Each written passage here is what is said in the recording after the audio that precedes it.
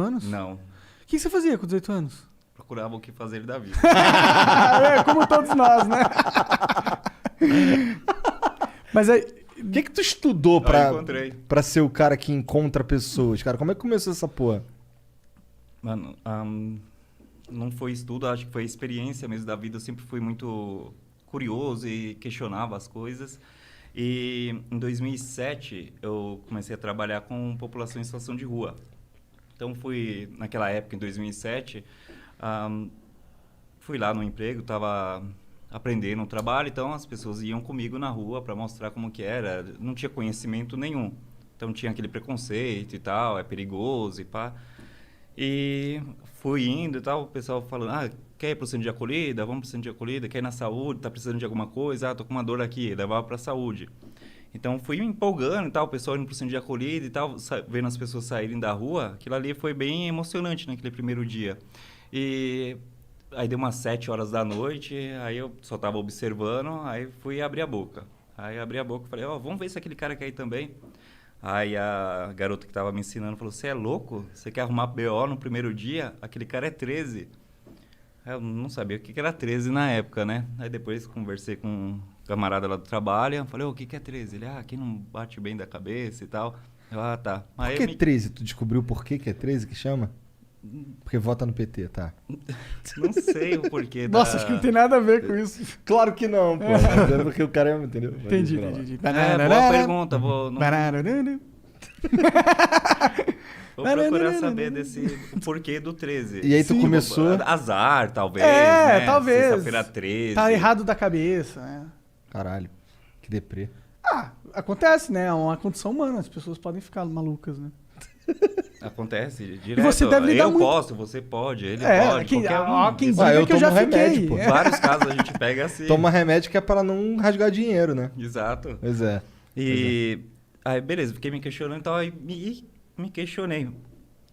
Por que daquele cara não? E a família daquele cara? Tipo, e nem sabia ainda que era 13, nem sabia se o cara era 13. Aí, beleza. Aí depois fui lá no treinamento e tal. Aí chegou uma época que já podia ir pra rua sozinho. Aí voltei lá naquele cara. Fui lá conversar com o cara. Ele falou que não podia sair daquele local, que ele tava esperando a namorada dele, que era a Mariana Godoy. E realmente, conversando com ele, ele falou que já tava para perceber que tinha um possível questão de saúde mental ali.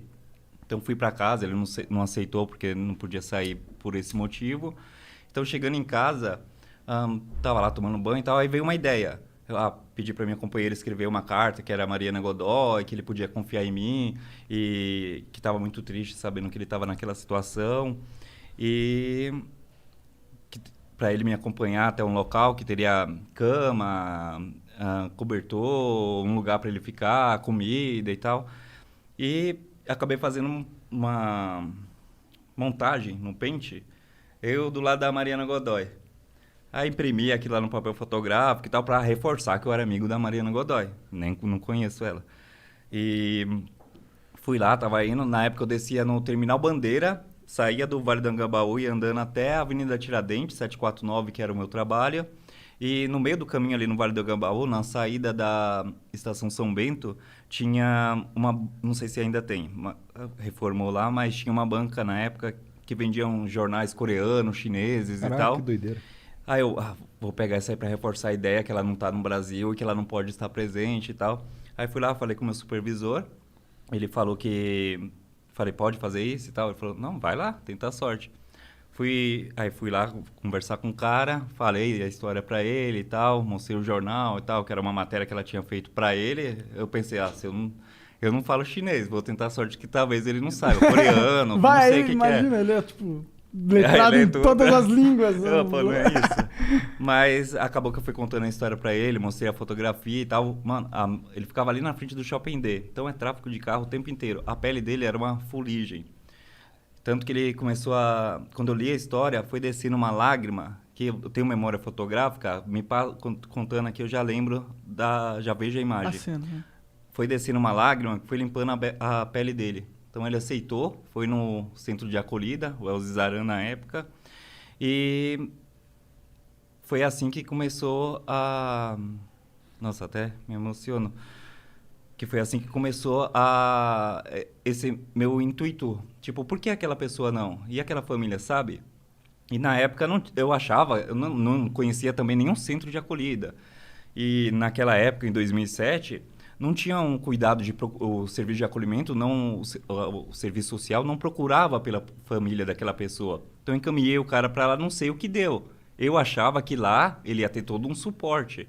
Por isso que eu fiquei tão empolgado no primeiro dia, tipo, todo mundo aceitando ir pro centro de acolhida. Eu achava que lá as pessoas teriam um suporte e tal. Não. Iam ser reintegradas de certa forma na sociedade, de alguma forma. Exato. Ia ver qual que é. Ah, é questão de saúde mental? Vamos mandar para a saúde, vamos ver o que tem e tal. Hoje em dia, a gente já efetua capacitações com Eu era o orientador social naquela época e hoje em dia efetuamos capacitações com essas pessoas para não acontecer esse erro. Você é louco, você quer arrumar BO no primeiro dia. Tanto que hoje em dia a primeira coisa que eu pergunto quando alguém me liga é se foi feito BO. Eu só trabalho com casos que tem BO de desaparecimento. Entendi. E é capacitação no serviço, o serviço social do centro de acolhidas do município de São Paulo, quando tem um caso que é uma pessoa que está desconhecida, um idoso que não consegue passar muita informação, ele já entra em contato conosco para a gente tentar entender qual que é a história, se ele está desaparecido e se a família tem ciência que ele está naquela condição. Pode crer.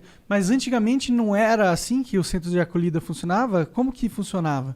Em 2007, não. Em 2007, pelo menos os casos que eu encaminhava para lá, não tinha um suporte. A pessoa chegava lá, ficava uma noite, saía no dia seguinte e não tinha uma conversa com o serviço social, com o serviço psicológico. Era só um quarto durante uma noite. Exato. Que eles proviam. Em 2007, então, eles não tinham esse cuidado. Pode crer. Hoje em dia, já com a gente efetuando esse trabalho dentro da prefeitura, já é feito esse cuidado com as pessoas que entram dentro do serviço, ainda mais questões de saúde mental, idosos, crianças e adolescentes, que são um público que pode estar desaparecido e que a gente não sabe se a família tem ciência.